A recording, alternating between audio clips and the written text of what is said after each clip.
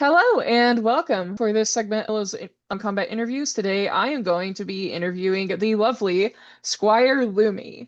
Lumi, would you like to introduce yourself? Hi, I'm Lumi. I've been playing since about 2013. I started over in West March in California, and then I came here to the Rising Winds. 2016, 2017, I started playing here. And I mostly do like event cratting and award making and arrow shooting. I'm going to ask you just a couple introduction questions just so people get to know you better. So you already said you started over in West March. Did you have any Yeah. friends that were there, or did you just kind of see people one day and you're like, oh? I have to be honest in that I don't actually remember how I found Amp Garden, but I ended up finding a park that was just starting in a city right next to mine because West March, I think when I joined, West March hadn't officially started yet or hadn't officially become a kingdom yet. And then it became shortly after I got there, if I remember correctly. But something dragged me there. I didn't know anybody. I just showed up and said, "Hey, what's up?" And then I got into Amp Guard. So how would you say your role in Amtgard has evolved over time? So when I started, I was definitely just interested in combat stuff. I did a little sewing. I could make something small, but my interest was I want to be on the battlefield. I want to fight. That lasted through most of my West March timeframe. And then I came to the Rising Winds, and I also fought.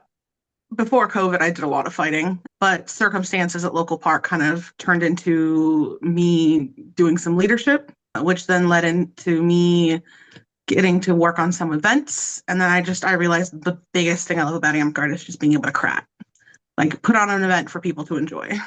So you would say that you see yourself more as a leader and mentor at this stage, or Oh God, it's so scary to call yourself a mentor or a leader, right? Because then you have to say, "Hey, I know what I'm doing, and you should listen to me." I feel like I'm at the point that I could, start teaching people, and I do. Every now and then, people come to me with questions about stuff that I've done or, methods to do things. But I feel like I'm just at that stage where I'm doing that climb, right? I wanna get my masterhoods. I want to feel like I don't have this imposter syndrome of, hey, I do the things, right? So I feel like once I have a hood, it'll be like, hey, I accomplished things. Now I can teach you things. I am a smith first and foremost. Like that will always be my primary path. I want to create something that other people are going to want to play, enjoy, participate in, whether that's atmosphere or game. so I'm actually going to start with questions regarding you fighting, because even though this is a non-combat series, we have a lot of people from various walks of life. So I really want to view the perspectives of people who fight, but also delve into, like smithing and A&S and award making as you do. Sure. So what originally drew you to combat in Amtgard, and what things made you kind of step away from it and focus on more? My original interest was, so I've done archery since I was like 12. It's been something that I've enjoyed. And then somebody said, hey, you can come shoot arrows here. So I showed up, and I think within a week, I had a bow, I had arrows, and I was just on the field shooting. I eventually got into the magic aspect of it and everything. I'm a very competitive person, so I like being on the field. I love being able to strategize different situations and different battlefield strategies. And I don't know, I like the physical aspect of it. It gets me out being able to actually do something more physical with other nerds, right?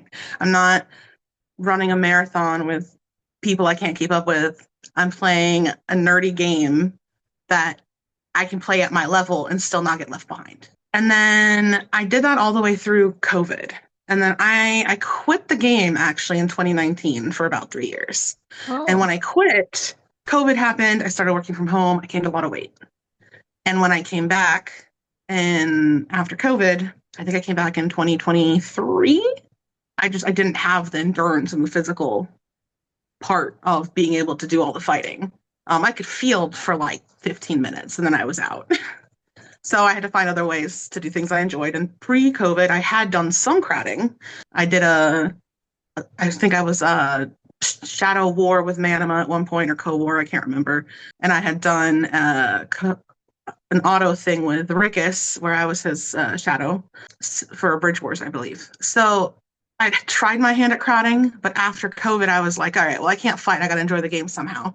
So I just delved straight into cratting, volunteering, doing everything that I could on that side of the spectrum. And I already had paint as my overbelt And when I came back in 2023, he became a knight, so I became a squire, and I just kind of focused on that smith path, right? I just wanted to create things. And it turned from creating battle games more to creating like event stuff and quest stuff. So I don't know. Oh, I found my niche. yeah. So throughout all of this, how would you say your perspective on Antgard changed once you shifted away from the fighting aspect a little bit? Would you say that you noticed anything different about the game, or? It's a hard one too, right? So I think I was a lot more carefree when I was just a fighter. Because when you start delving into like award making and cratting and all that kind of stuff where other people are affected by what you do besides just like a little battle game, Mhm. I imposter syndrome hits hard because you think you did something cool and everybody's like, it's so cool, but you're over here going, but that person's done something like 10 times better, right? So it's really hard. I feel like I was a much more confident Amtgarder when I was just doing combat because I go in the field, shoot some arrows, have some fun, move on, right?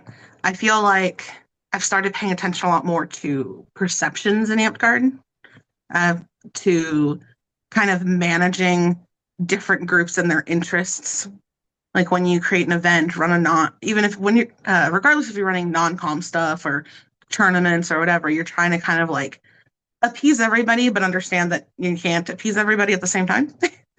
So I definitely Yep. started thinking more along the lines of other people's perspectives, which is an interesting shift for sure.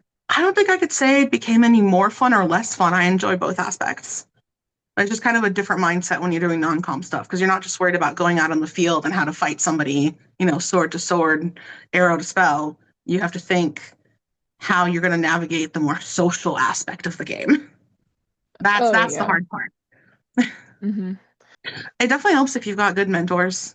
And it's interesting too that you bring up battle games because when I first started doing Smith stuff, that was absolutely my thing.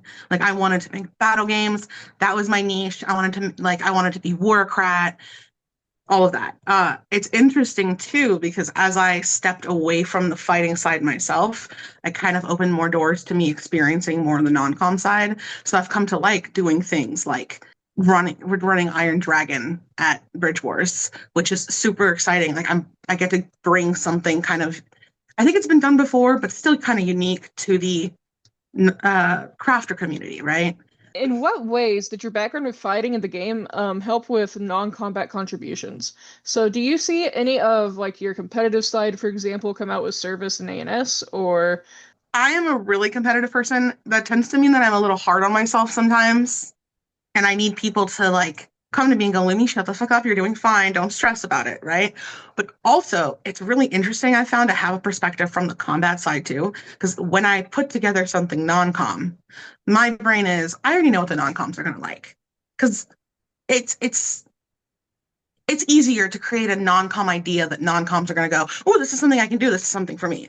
My big thing is always trying to bring non-coms and fighters together. It's like, what can we do that both sides will equally enjoy, right? So one of my big things for Scholomance was what kind of activities and games and stuff can we do that's going to involve fighters wanting to show up and do the stuff. So we did stuff like tug of war. It's not combat. So there were definitely non-coms in it that loved it, and there were fighters in it. We did stuff like um, the axe throwing, right? So I tried to make sure we've got involvement from all sides. My big Smith project that I'm silently working on in a corner at the moment is different ways to bring non-coms and like people who are primarily fighters into the same space so that they all do something that both sides enjoy. Because I feel like there's a fairly big split between the two in Amtgard. Oh yeah, for sure. And that's also something that I'm interested in as well. So like maybe We should co-op talk. at some point. So I have this thing, and people don't believe me when I say this, but I mean it to like a high extreme. I have fun when other people are having fun, right? Hmm. Like, yeah, there are certain things I might enjoy more than another, but my like endorphin high is when other people go, "Hey, this is cool. You did something cool. You gave us something that we had fun with." So I'm always going to be service first because I'm never going to have as much fun doing something for myself as I am for other people. I don't do service because I'm trying to get some kind of award. I don't do service because I'm trying to prove something to somebody, right? I do service because that's my happy place. So sometimes let me run myself ragged because you know what's going to happen when that event is over and people tell me they like it? I will have the highest of highs. Like, I don't care that I ran myself ragged. It won't matter to me. I don't care that I didn't get to hang out with people at that event. That'll be the best event for me. Like, Scholomance, I didn't actually enjoy most of the Crat stuff that I did. Like, that's not the Crat positions I would normally go for. Like, I did, like the non-com stuff, Ambiance ended up falling on me. And I did a lot of the theme stuff. It was really fun to put together the theme stuff, but that's not my usual like focus. But I still think it was one of my most fun events because so many people liked it. Hmm. It was a lot of So fun. I liked it. It was really fun. Pescadillo did a really good job putting together that event. That's definitely always a struggle. People are like, stop pushing Yeah. yourself, stop worrying about it, stop doing so many things. Well, but that's how I have fun in the game, right? Like, if I have the time to do it, and yes, that's a challenge sometimes, but if I have the time to do it, I would rather do that than sit and chill with friends. I got into award making fairly recently, and I'm in love with it. Like, I made Sev's Knighting Scroll, and he came and told me that I don't remember if it was his son or somebody had said I get to choose where that gets hung up, and he was like excited about it. And I'm like, I love that kind of stuff. So I think I'm making like 3 or 4 things for Bridge Wars. Like, that's my other people's reactions. Same concept. Events, awards, like I want to do Mhm. things for other people because their happy highs are my happy highs. With all these things in mind, do you feel it's important for Amtgarders to experience both combat and non-combat parts of the game? I am a big proponent of everyone trying combat once. Whether that's me finding a way to help someone who has like limitations be able to play in a game, or convincing someone who just fights to like do this service thing. Come serve feast. Come like create and run a battle game rather than playing in one. Because I'm big on people trying getting to experience all the parts of Vanguard. So I'm never gonna be like, here, take a sword and fight. I demand it, right? But I spent like a whole park day once helping somebody build a spell list that was who really couldn't physically fight, right? So like archer candy druid, right? Or something like that. Or like a healer who'll stay near spawn, but who can summon you, who can heal you. You know, limitations exist, but anybody who wants to field with any kind of limitations can field. I knew a guy who was in one of those motorized scooters. He couldn't fight, but he set up this was in West March too. This was really cool. He set up a giant bucket of arrows and he literally just sat there and fired off arrows. And you That's couldn't get awesome. close to this guy because his aim was insane, but he was never quote in combat. If you got within 10 feet of him, he was dead. He would just instantly call dead. So like there's always a way to fight if you're interested in getting on the field. And I want more non-comps to understand that. One of my other things is we're doing a 6 and under Valkyrie at Bridge Wars. Hmm. And one of my big reasons for that is I want the people who are like the non-men fighters who are normally too worried about, how hard is somebody going to hit me? Can I handle being out in combat, etc. This is the place. This is where you show up. We'll teach you the basics if you don't know the basics. And then fight in the tournament. Like, yeah, you lose, right? Or you find out you're better than you think you are. But you get to experience that in kind of like a more controlled environment. Yeah. So I want to create more stuff like that for Amtgard. Hmm. And I think that's awesome, especially with the six and under tournament being at Kingdom, because I think that's often not thought about on the Kingdom level. And Yeah, especially since Bridge Wars is, considered the big, competitive event of the yeah, year, I think it's really nice to yeah. include non-men fighters. Yeah, I'm pretty excited. Hopefully we got a good turnout. I've got a whole bunch of like high-end female and non-men fighters who are gung-ho about teaching anybody who shows up. Vince teaching a Valkyrie combat class at the beginning, specifically on like fighting in Valkyrie tournaments. So like I'm so excited to see how this plays out.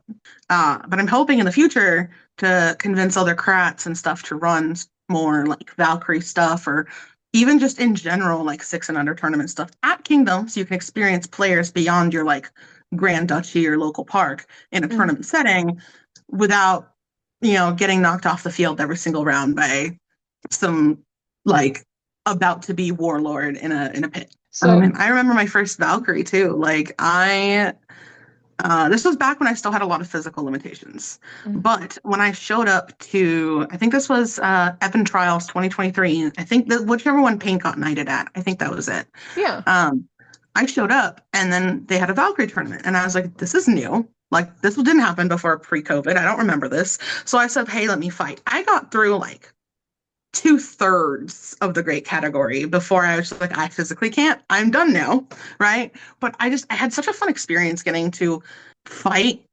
with more like vibe of Valkyrie tournaments is just let's have fun with it. It's okay if you're not the best. Like, obviously, we want to support the people who are non-men fighters who are at the top tier. And Valkyrie is a great way to do that, right? Because they get a place to shine. But it just feels so nice as a person who doesn't normally fight super well, especially in tournaments. I don't know. It makes me happy. I fight in every weapon master I can, but the Valkyrie just has this really chill vibe. So, what advice would you give to fighters who are slowing down with combat, cannot fight, or are considering a different role in the game? Don't be afraid to try it. Don't feel like your worth is on the field, right? You start small. If you like volunteering, you like being helpful, go pick up a few, I don't know, event services shifts or go to your local non-com crat and go like, hey, what can I help with? You don't have to dive head first into chaos the way some of us sometimes do. Um, yeah. Start small. Find something you like. And I encourage people who find themselves not being able to do a lot of combat now, because this is what I did. Go to an event and try a little bit of everything. Commit yourself to go to pick an event and commit yourself to, I'm not going to battle game. I might fight in one thing, whatever I can physically handle. And then I'm going to do a little bit of everything. Sign up for a gate shift, a event service shift, a feast serving.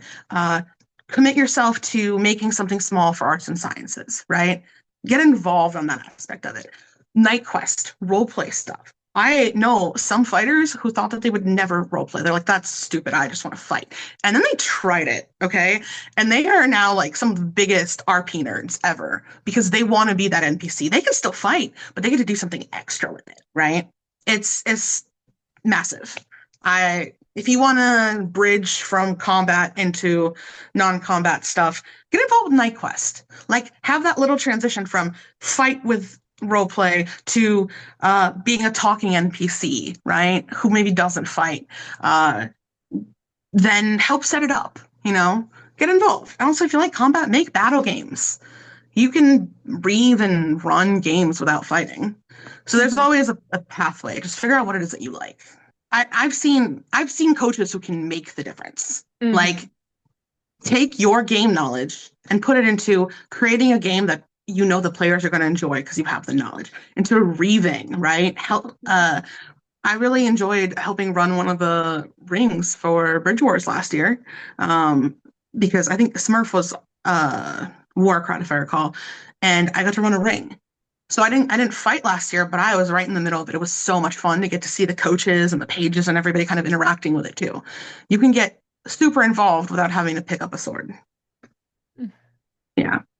Yeah, for sure. So now that we have talked about a lot of the combat aspects of the game, I'd like to shift to service, cratting, and events. Yay, my forte. Woo!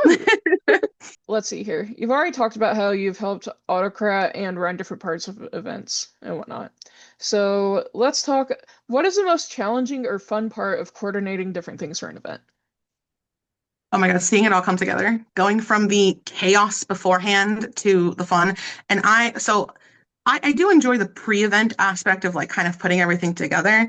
But every time I've co-autoed, co-warred, whatever it is that I've done, my favorite aspect is being the oh shit help person at the event, right? Like my favorite thing is to hear the radio go off in my ear because I usually wear the little earpiece, or just hearing the radio go, hey, we have a problem. I'm like, on it, let's go. I got this. Because I love the instant fix. You get that high from resolving this issue, right? Or whatever needs to get done.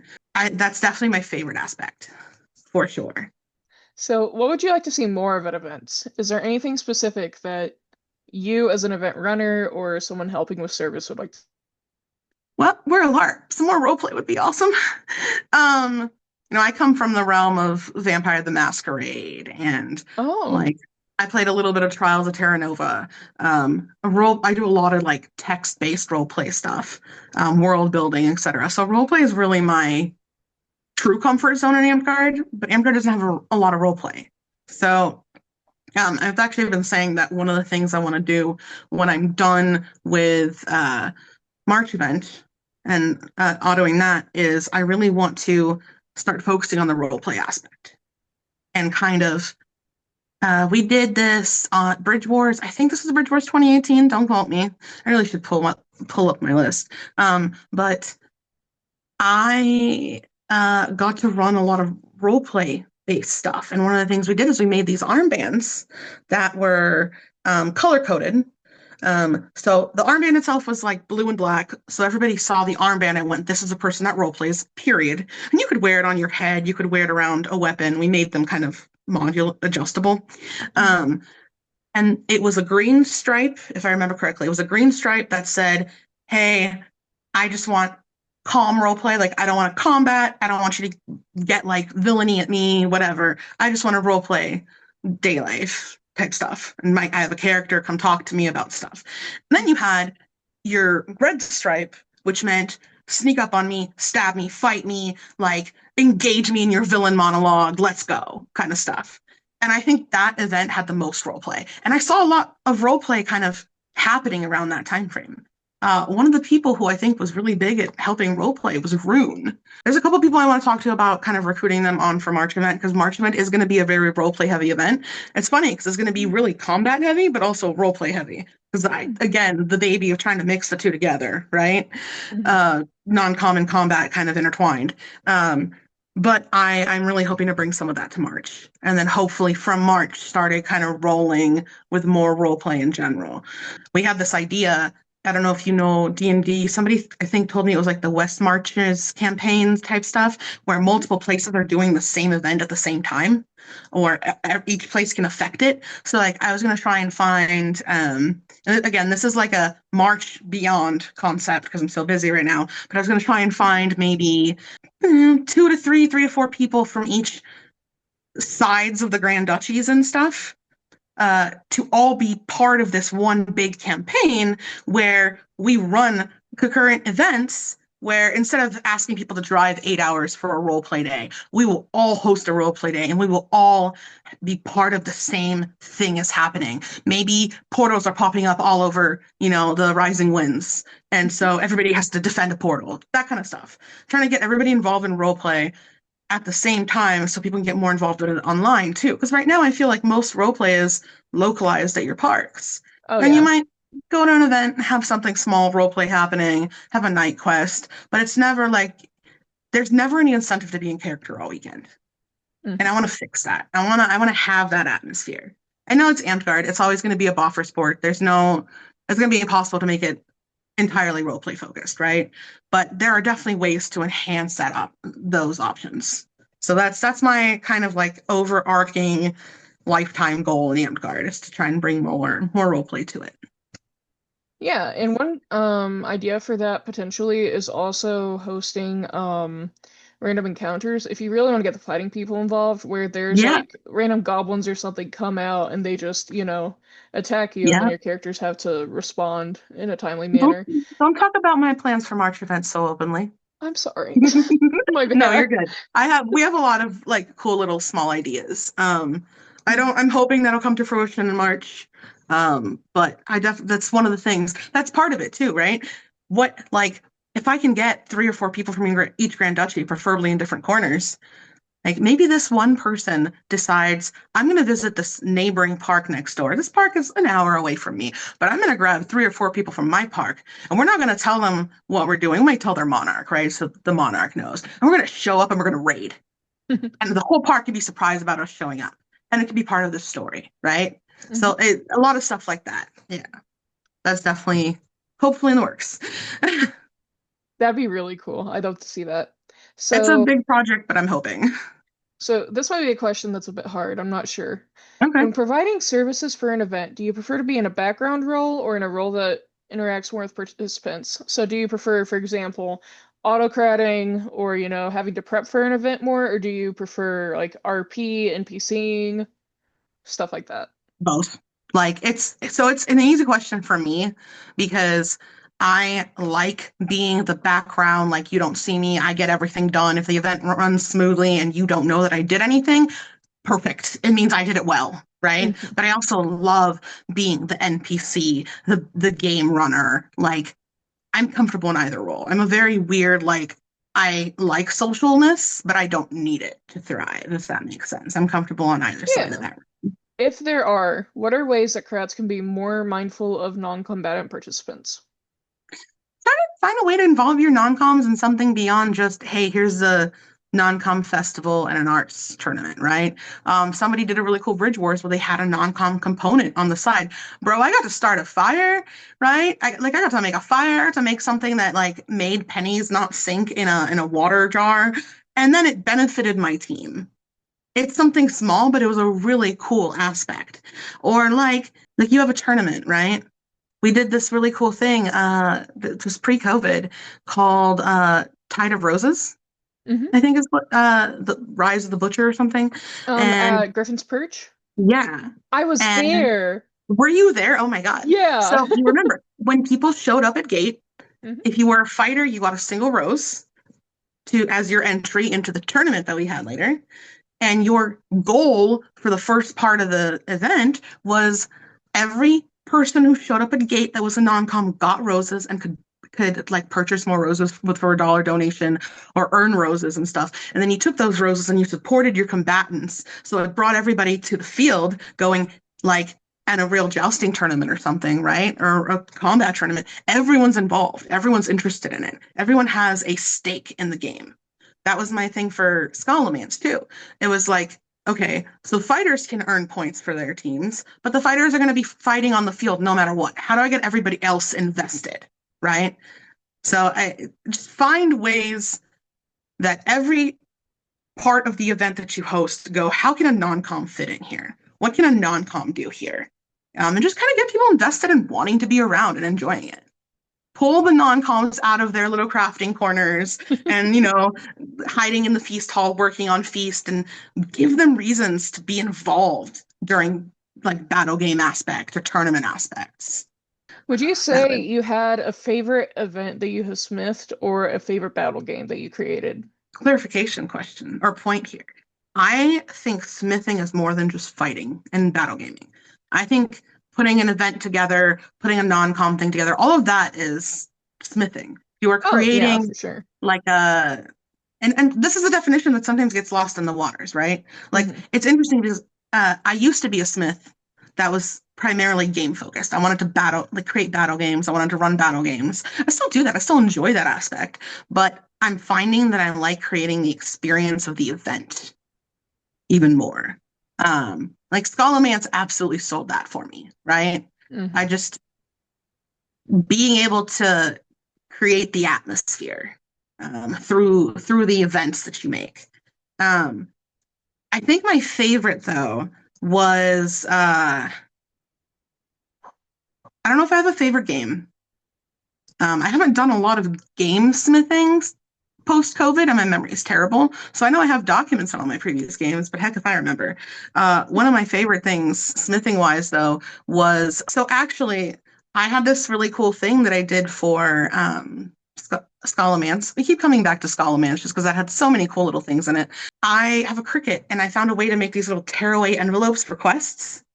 So I actually managed to get more people involved in questing stuff because we had red for combat, green for roleplay, and yellow for neither. If you just wanted a little questy quest. And the red quest might be go assassinate somebody. The green quest might be go convince this person that you are them, actually from another mirror dimension. And a yellow quest could be go find somebody you don't know, find something in common with them that you both like to do, and then do it, right? So like a social kind of aspect of it. And they're little tearaway envelopes. So I don't just tell you the quest and tell you to go do whatever. We actually had the envelopes were given to all of our NPCs, our primary quest area at the Tooth and Hookah, and you could take these and tear it away and see what it was. And some of them actually said, "Shh, don't tell the quest giver you're reading this." And then how'd you interact with the quest giver? And I've carried that on now. Like we used a few of those in passing stuff over at Battle Cry, and like I want to make so many of those envelopes and hand them to like every night quest crat and every non-com crat and be like, use these. They're really cool. It gives you a physical something to like do. I don't know. There's just something about that I really liked, and a lot of people were telling me they loved the little envelope concept because they're tearaways. I love keeping little mementos, so Yeah, that was the idea behind those two, is you could keep them. Like a little slip of paper, what are you going to do with that? But this is like a cardstock thick envelope that you can slide a card in and out of, and you've torn it away, but you're only tearing away a strip. So it's like a really cool, this is what I did this event. How cool is this thing? my next question is, what are some aspects about smithing that people often do not think about? So one of the things is what I mentioned earlier, is smithing is just not just battle games, right? You can absolutely be a master smith whose focus is battle games and creating battle games, but you can be a non-com who's never fought and doesn't fully know the rules of the game and still be a good smith and do a lot of stuff as a smith, because it's not just battle gaming, it's not just night quest, it's creating the experiences. You're the person that smiths the Smiths build the castle you walk through, right? Smiths create the weapons that you fight or participate with. Like obviously, I know in our game that's owls, but the concept is you are giving people the tools to interact with the story, with the scene, with the event, because you're creating that interaction. I feel like in most cases, when people hear Smith, they're thinking battle games, and they're thinking people who craft, you know, night quests, battle games, etc. You can craft an entire role play story with no combat whatsoever, and you're still smithing something. And so I feel like the definition of smith sometimes gets misconstrued, especially when you're new and you hear the word smith. The idea that you have to create everything from top to bottom, also, you can be a smith and bring to life somebody else's idea. You're still smithing it. You're still putting it together. I recall correctly, aren't ANS like workshops and classes Yeah. also under the Oh my smithing? God. I think that Yes. workshops aren't talked about enough either. Like, and the way Scholomance No. did it, especially with the tiered classes, like Chef's Yes. Kiss. Oh, It's bro, I love that. The way that they did that so much. But also, like at your local park, you teach a class. A GP, I was just regent. I tried for as many months as we could, we tried to have somebody teach a class. Mhm. And then the award that they would get for that is a Smith, because you taught somebody something. You're giving somebody the tools to do something. Get it? Smithing. The awarding of Smiths is also sometimes a little convoluted. Like, did you Smith this or did you lead it? Like, what's the difference between a lion and a Smith sometimes, right? So for Scholomance, somebody was like, well, I feel like you did lion work. And I'm like, I feel like I didn't lead anybody. I put together an experience. That's smithing, right? So it's hard sometimes to define, especially when it's something smaller, what constitutes a smith. So I love having these conversations with people. And I wish, please, anybody who's hearing this, if you want to talk about what a smith is, if something is an award, if someone is doing something that could be a smith, I want to have that conversation with you. I want to define it better so that there are more people who are getting smiths for doing smith work. Yeah. If you teach, Yeah. I see a lot of people getting lions for teaching workshops. I mean, you're leading the class, but you're teaching something. You're providing the tools for someone to then be able to do the thing. I think also it just kind of depends on how you do it and what you put it together, right? So like we were having this conversation at for Scholomance, for example, right? Rosalind led the crafting stuff. She put it all together. Is that a smith or a lion? And she didn't teach the classes. She delegated a lot of the stuff, and I think we ended up deciding like that sounds more like a lion thing. But what if the person leading that is actually building each class's structure, each class's like the steps in each classes, right? You find a teacher and you go, hey, teach them this thing with these concepts. I wish that we would define it better, but I feel like in the situation where we don't get to make that definition or we can't make a clear definition, consider the body of awards and the work that's being done and at what level. Hmm. I think that's a big part of it too. Yeah. Yeah. So I'd like to go into your personal aspects of role playing and also your persona. Okay. So, is your character starting off with Lumi? Is Lumi more Okay. of a pen name for you, or is there a big difference between you and your Amsgard character? Oh God, there's a huge difference. Rising Winds hasn't experienced a lot of Lumi. Okay. Oh, Pre-COVID Park, some people have. Kingdom has not had a lot of Lumi experiences. Lumi is not a good guy or good girl, whatever, right? They are technically neutral, true neutral with a shift towards evil. Um, they are the idea of the persona is like the usurper, the balance through violence concept. So they are a druid oh, that Lumi's not going to want to talk to you about how you're cutting down the forests and it's making the forest spirits sad. Lumi's going to go to the forest spirits and say, "Hey, I'm going to gather all these people. Let's teach them a lesson." That's Lumi's thing. It's mm, very like the best lessons are learned when you're in pain, right? And mhm. Lumi the character is a much more confident person than I am. uh, Sometimes I have to channel a little inner Lumi at events when I'm like trying to lead something because I have to be like, "Hey, stop being like a quiet wallflower and pay attention," right? So there's little Lumi moments, but Lumi the character is very different. And after March, people will get to see that because Oh, Lumi will be Lumi at events when I'm not cratting. So ooh, it's going to be fun. I'm excited.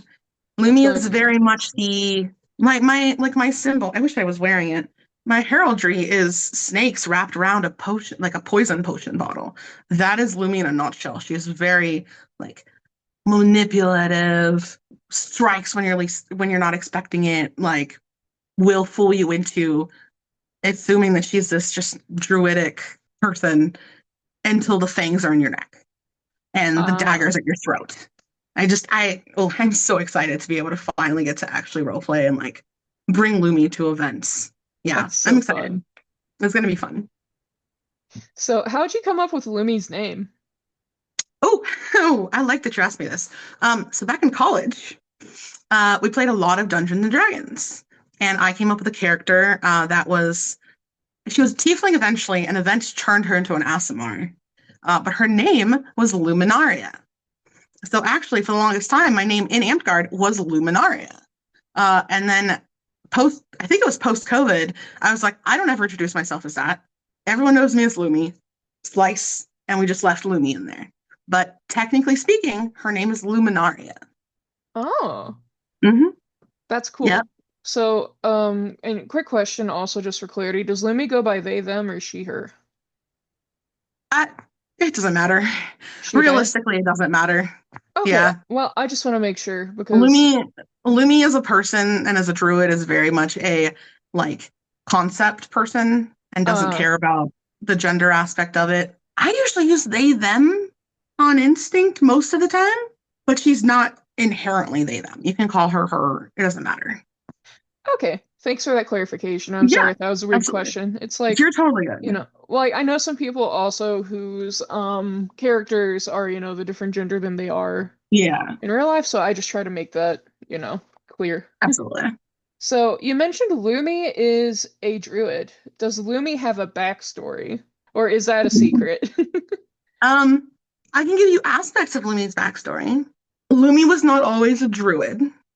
Lumi became a druid when she realized that druids have the ear of different types of individuals and a different kind of perception, and that perception would help marry her intentions to her goals.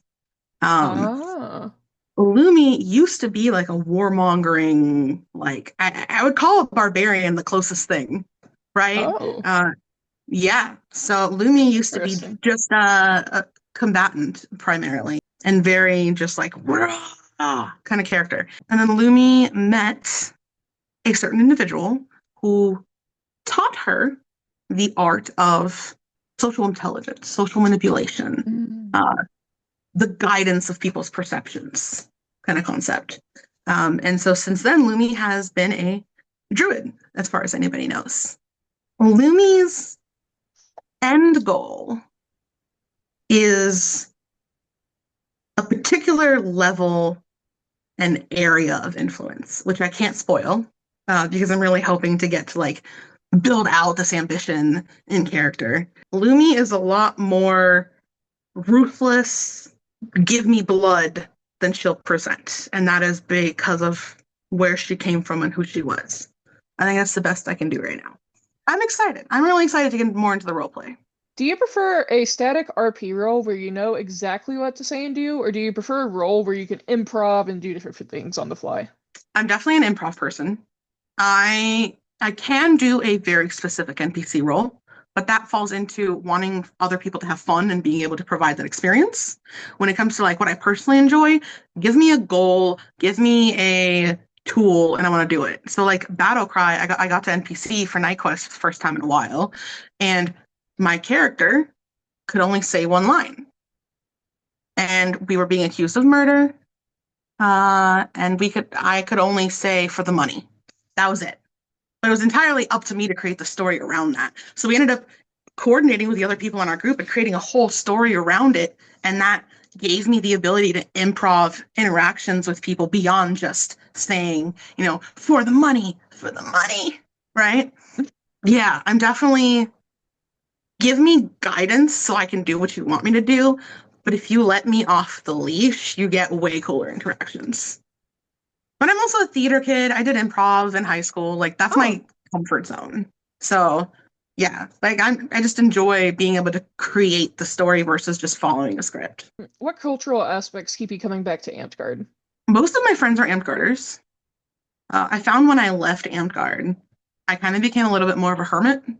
Like I have some non-Amtgard friends, I've got some online friends and stuff, but my primary social circles were always Amtgarders. So I think I not necessarily think the nightlife is my favorite part of Amtgard, but the ability to like step aside with somebody and chat for an hour, or just walk into a random group of people, sit down, hang out for an hour, and walk out with like 5 new people you want to interact with, 5 new potential friends. It's the community aspect is massive to me. I also really, really like the idea of like fighting companies, households, like all the little subgroups that pop up and getting involved in all of those. It's just really fun to have that little like these are my people kind of concept. Now, this is a bit of an odd question. Okay. Everybody's answered it differently so far, which has been I'm really curious. interesting. Hit me. So, Let's do you go. feel like the non-combat side of Amtgard helps build friendships and community differently than the combat side? So, like, for example, like non-combat ANS compared to, say, fighting companies and people who fight together. Would you say those are like, pretty much the same or? Funny that you would ask me this question when this is something that's been on my mind a lot, actually. Oh. I find that fighting companies and combat groups that I'm part of are a lot more active than the non-com side. I mean, like, I adore the conversations. I read back eventually and I love it, but like, it's a consistent conversation, right? Whether it's just life conversations, strategy conversations.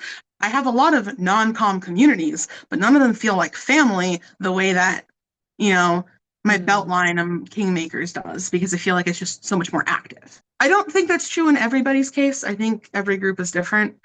I do find that inherently, or by nature, I guess, non-coms tend to be more do the thing than hang out and chat. Non-combats, a lot of non-combat places are so focused on service that, like, Yeah, for example, yeah, service households like House Jedi, you're going to experience more of the, hey, let's band together and do this, and yeah, then, let's go focus on our own individual yeah. parts of Also, because non-combat. non-com stuff is throughout the whole event, whether you're doing service or you're creating something, doing some art stuff, it's longer. You are more focused on that thing that you're doing. Whereas combat, your games are 15, 30 minutes long and a whole event. But you're spending that whole time talking with your people, planning for it, plotting, right? It feels like there's more interaction on the combat side. And then I don't know, there's something about the combat side of social circles that appeals to me more and gets me Mhm. more engaged. But I also feel like that's not going to be true for every kind of person. So, Yeah. I don't know. I actually really enjoy this point of view, and that also helps me realize a lot because I have the household The Idle Ones, which focuses Yeah, on night quests and stuff.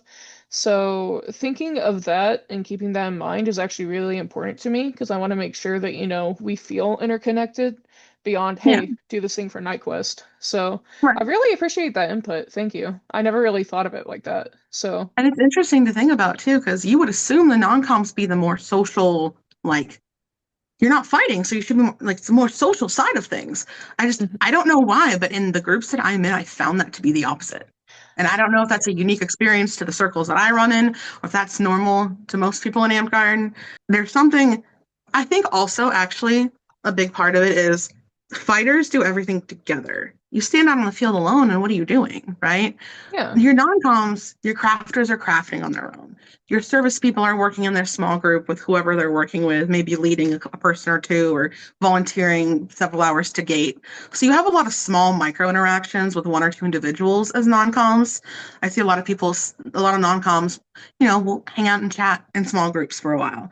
But your combat stuff leads to just bigger social circles and bigger groups and bigger like interactions. And I think that's the part that I like. I'm not great in one-on-one. I'm just not. I don't enjoy it that much. But being part of a group and that like atmosphere of a big group is just Mhm. so nice. Do you have any specific Ansgard related traditions that you like to do? And there's one I really miss, and that was camp hopping. Like pre-COVID, we had a lot of different camps at different drinks or different like times where their group met up or their company had their, interactions in person. And then you could just go company hop and you'd bring your glass and you'd share or you'd grab stuff from people. I remember walking around with an armful of like stuff I would make for what is now Druid tea, but I didn't pre-mix it. I just went to the store and I bought bottles and I walked around and said, "Who wants to mix drinks?" And I just pour stuff into people's cups. Like I it's not the alcohol aspect of it at all that was interesting. It's walking group to group and just seeing all the interactions. I feel like we don't really do that anymore, and it makes me kind of sad. Like it's cool to have a centralized place everyone's at, Mhm. but I really miss that aspect of it.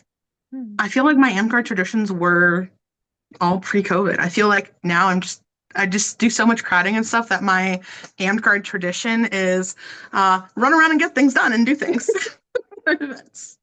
So now we're going to go on to closing questions. What's one lesson you've learned from Amsgard that you carry with you?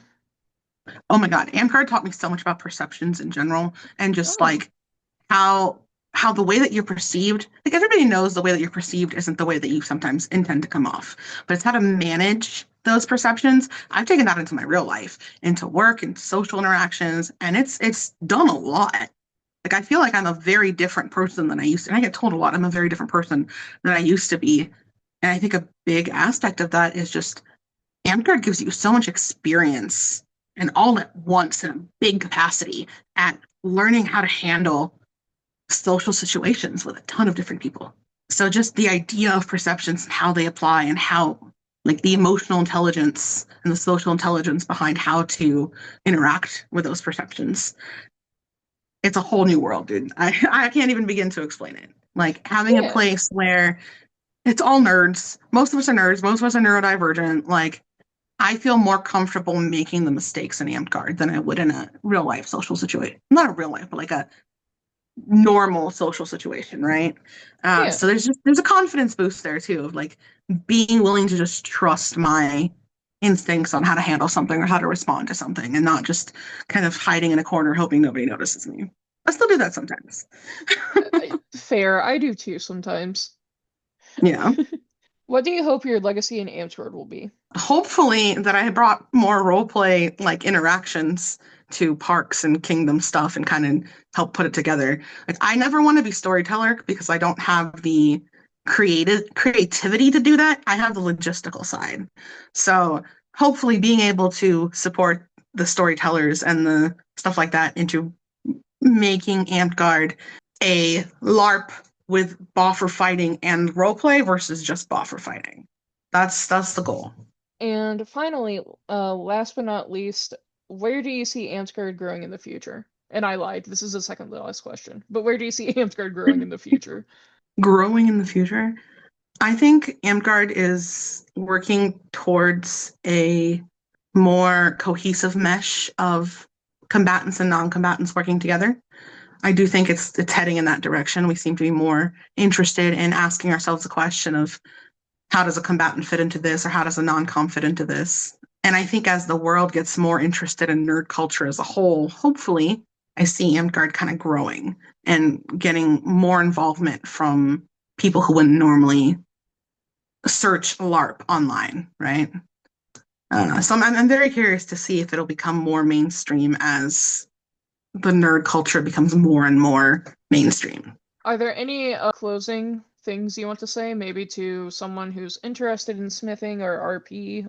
Well, first of all, Mila, thank you for running this because this is a really cool idea. We have a lot of people who have a lot of knowledge in things and very few people who can coordinate bringing those people together. So I think that's a really cool skill set. And thank you for that. But also, if you want to smith, honestly, just do it. Stop being afraid of what people's opinions are going to be. There will always be someone who hates what you did. Get yourself a circle that's going to tell you that they support you and just do it. Like, the biggest way you don't smith is if you're too afraid to do it. Just do what you want to do. You're going to fuck up. That's how it goes. And then you'll figure it out and you'll do it great. Well, thank you very, very much, Lumi, for coming out tonight.